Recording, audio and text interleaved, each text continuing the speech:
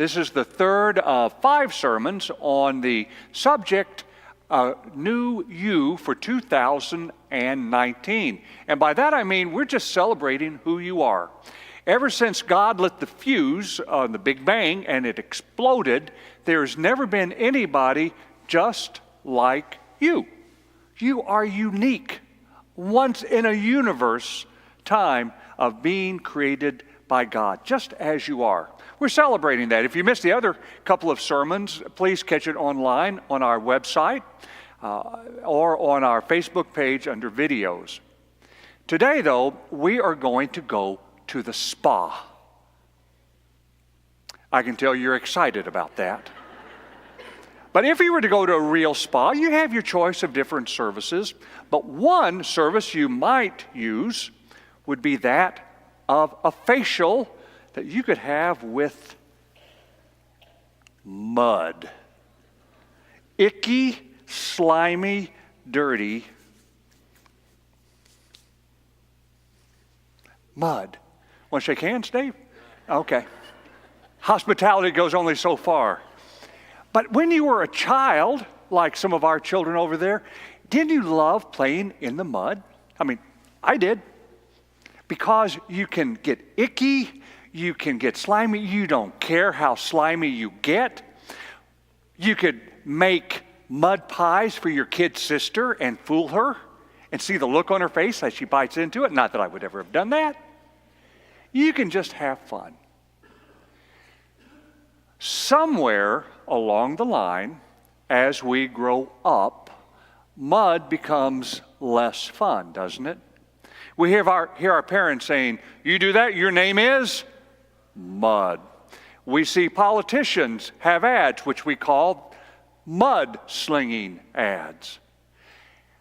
They are a reflection of something negative, dirty, just like life can feel like for us at different times. Such as when your spouse says, "I need to move on in my life." Or when you leave the doctor's office with your knees shaking because it wasn't the news you were expecting. Or when someone you've relied on in your work for years suddenly turns in their notice without any notice. Or a boss you've trusted terminates you. Or your parent starts losing their memory. You can just keep on talking about those times when life is as dirty as my hands. We're in the mud. So what we're going to do today is to hear the story of an amazing man. More specifically, we're going to hear the song of an amazing man who found himself mired in the mud quite a few times in his life. The song you're about to hear might have come from him when he was being chased by a prominent political figure, King Saul, or it might have been when his son Absalom had tried to foment a rebellion against him and kill him, or it might have been when he was dealing with the consequences of his own sin with Bathsheba. We don't know. But this is one of King David's most amazing psalms. So Aiden is going to read that to us, but it's going to be congregational participation as well. You're going to hear Aiden read a part of the psalm, and you're going to be invited to respond. So this is a responsive, it's a participation experience of Psalm number 40. I put all my hope in the Lord. He leaned down to me. He listened to my cry for help. He lifted me out of the pit of death, out of the mud and filth, and set my feet on solid rock. He steadied my legs. He put a new song in my mouth, a song of praise for our God. Many people will learn of this and be amazed. They will trust the Lord. Those who put their trust in the Lord, who pay no attention to the proud or to those who follow lies, are truly happy. You, Lord my God, you've done so many things. Your wonderful deeds and your plan for us. No one can compare with you. If I were to proclaim and talk about all of them, they would be too numerous to count. You don't relish sacrifices or offerings. You don't require entirely burned offerings or compensation offerings, but you have given me ears. So I said, "Here I come. I'm inscribed in the written scroll. I want to do your will, my God. Your instruction is deep within me. I've told the good news of your righteousness in the great assembly. I didn't hold anything back, as you well know, Lord. I didn't keep your righteousness only to myself. I declared your faithfulness and your salvation. I didn't hide your loyal love and trustworthiness from the great assembly. So now you, Lord, don't hold back any of your compassion from me. Let your loyal love and faithfulness always protect me." The word of God for the people of God. Thank you, Aiden. Now, that was a bit of a long song of David, but it is a fascinating psalm. I invite you to read it a little bit later on and just meditate on his words, because you can see where he is going and how his spirit moves within those 11 verses. There are things that I noted that I want to share with you that we might take note of, you might take note of when you find yourself with dirty hands, so to speak. And the first one is this: when you are in the miry pit, step outside. Step away from what it is that's consuming you. Because you know that when you are in the mud, that's the only thing you can think of. That's the only thing you see. Your pain calls your attention to it and to nothing else. But David said, step away from it.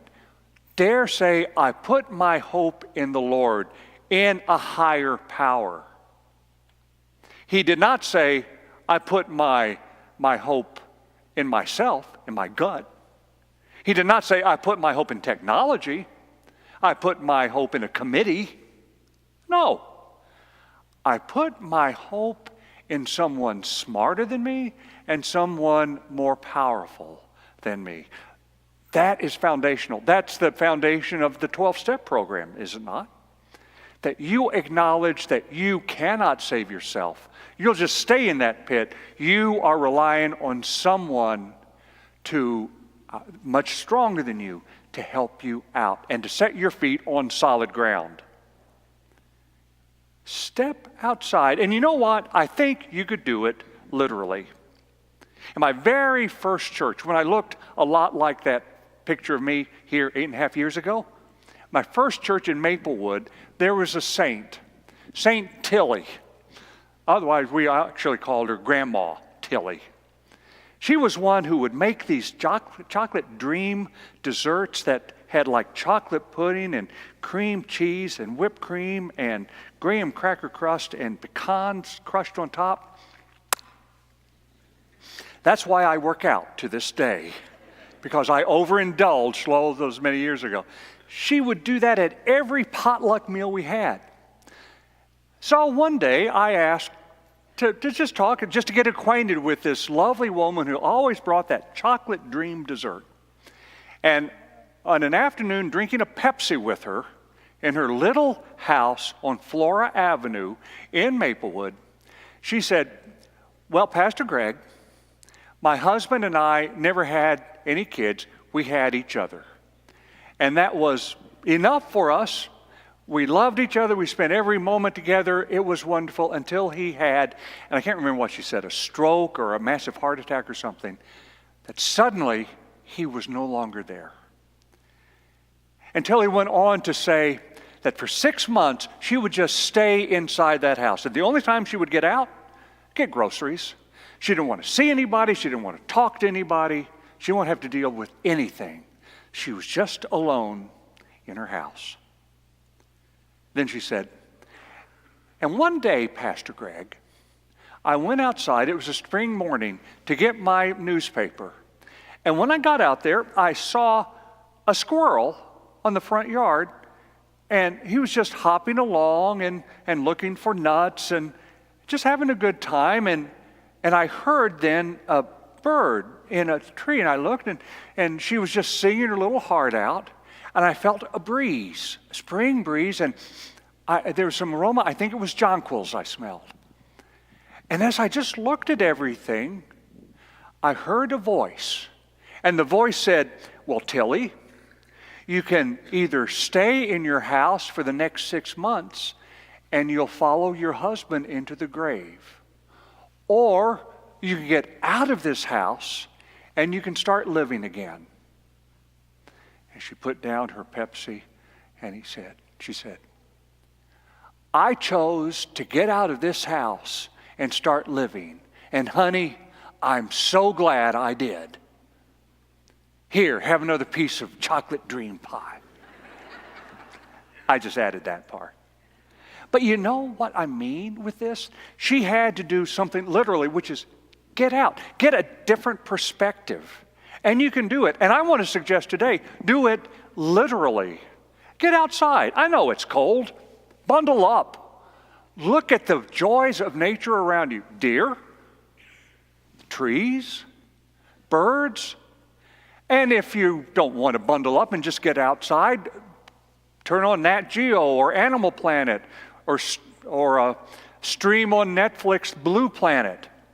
Just be amazed at the power and the wisdom of this created world, including you. Because, friends, you and I are nothing more than living sacks of mud.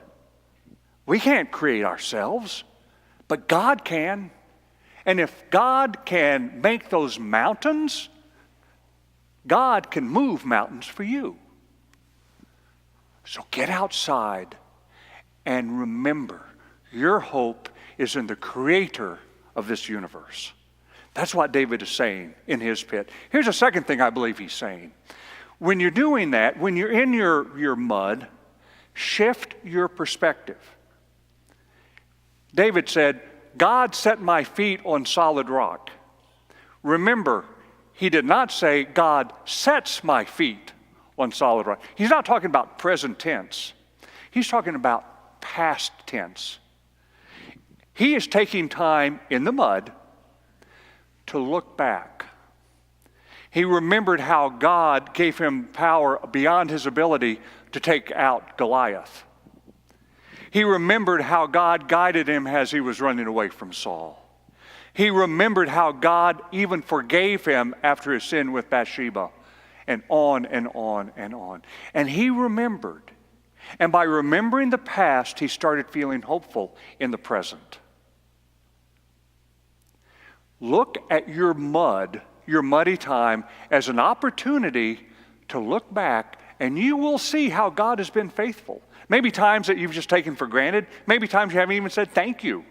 But you will see when you got a phone call, when there was a resource that came your way, a gift, a thought, a situation, a coincidence.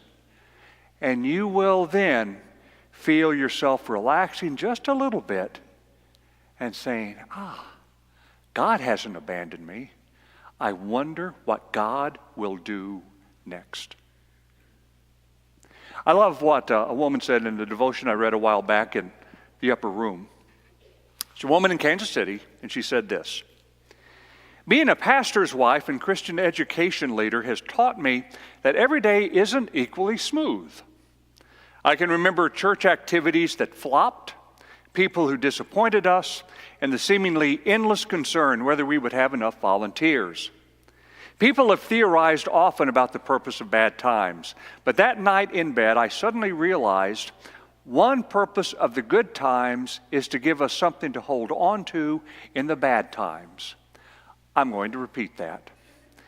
I realized one purpose of the good times is to give us something to hold on to in the bad. The writer of Psalm 77 knew this. The psalmist begins by crying to God in distress, but soon turns to praising God's past faithfulness. Admittedly, tough times can lead to growth, but we survive them by remembering our confidence in God in every situation. And who knows?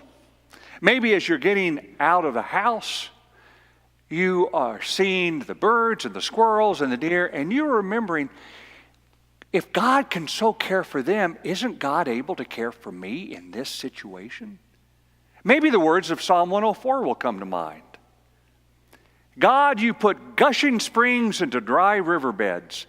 They flow between the mountains, providing water for every wild animal. Overhead, the birds in the sky make their home, chirping loudly in the trees. From your lofty house you water the mountains. The earth is filled full by the fruit of what you've done. You make grass grow for cattle. You make plants for human farming in order to get food from the ground, and wine, which cheers people's hearts, along with oil, which makes the face shine, and bread, which sustains the human heart. Wow. Remembering this, can you not find your feet on solid ground? And when you're standing on that solid ground, when you're finding that you're not sinking, but there is some substance under that mud, then David tells you to do an audacious thing. He tells you to do this. He asks you to write a song. Write a song. Write a song. He said, the Lord has put a new song in my mouth. Well, he knew what he was talking about because David wrote probably about half of the 150 Psalms that you find in the Bible, in the Psalter. Half of them. He was skilled. And you know what? You can write them too. You say, nay, nay, but you can. Because you don't have to really be able to write verse and meter and rhyme to write a song. All you have to do is to listen to your heart. What is your heart feeling? Just let your heart feel. Maybe you could put words to it, maybe you can't. But notice what your heart is experiencing and saying to you. For example, what does your heart say when you see the faces of those children? Their happiness, their joy. Can you be somber? No. Look at those faces. And it is a well-known fact that the children in this church, Manchester United Methodist Church, are absolutely the greatest in the world. Is that right? Okay, Chessie, that was the right thing to say. So when you leave this place, look at those kids. Look, they're totally ignoring me. Not that you would, but they're having a blast. They're just getting lost in this time. Let's hear it for our children. Because you inspire us. You remind us of how life can be joyful, happy. Look at this. How does your heart sing out to you when you see someone doing an act of kindness, like a Muslim American soldier giving a doll to an Afghani child? What does your heart feel? Doesn't it melt? Doesn't it make you feel good about the compassion in the human race? Or what about this, when you receive an act of kindness? If you're a homeless person receiving a gift, a sandwich from a child, just seeing that picture, how does it make you feel? Or this afternoon, clouds clear up and you see a sunset with birds and the deer, and you say, my God, how great thou art. And maybe tomorrow night, I believe there's a full lunar eclipse, and you see a blood-red moon, and you are amazed at the wisdom and the power and the care of our God. And you truly know, again, that the God who makes the mountains will be the God who moves your mountains to put your feet on solid ground. I want to end by noting something very special about mud. Scientists tell us that there is an ingredient in mud. It's a chemical with some long name. That in this chemical, it helps produce serotonin, which is a chemical in the brain that helps keep you on an even keel, helps fight depression and anxiety. And that is possibly why farmers or gardeners who get their hands dirty a lot don't understand why they feel good. It's chemical. It's right there in this squishy mud. And we've also heard from scientists that children who play in the mud, look at that smile. By the way, if anybody wants to imitate that, I have plenty of mud up here after the service. Children who play in the mud, children who play on the playgrounds with children who possibly grew up on a farm, they live longer, it's been proven, because there are germs also in the mud that help your immune system at an early age get stronger. And stronger immune system early in life will definitely help you later in life. There's some magic in that mud. But you know, you didn't have to be told that by scientists. We Christians have always known that. Because in John's gospel, there's an interesting story where Jesus played in the mud. Did you know that? There was a blind man, the 6th chapter of John's gospel. There's a blind man that wants to be healed. What does Jesus do in this particular instance? He bends over and he spits on the ground. Spits a lot on the ground, and he goes down. It's sort of, I know it sounds gross, but this is Jesus, so it's not gross. And he picks it up, and he forms a mud pack, and he puts the mud on the eyes of this blind man. And he has the man go and wash in a pool of Siloam at that time. The man did, and he sees. And he comes back and he falls at the feet of Jesus. And he says, I can see. He can see the flowers. He can see the squirrels. He can see the deer. He can see Jesus.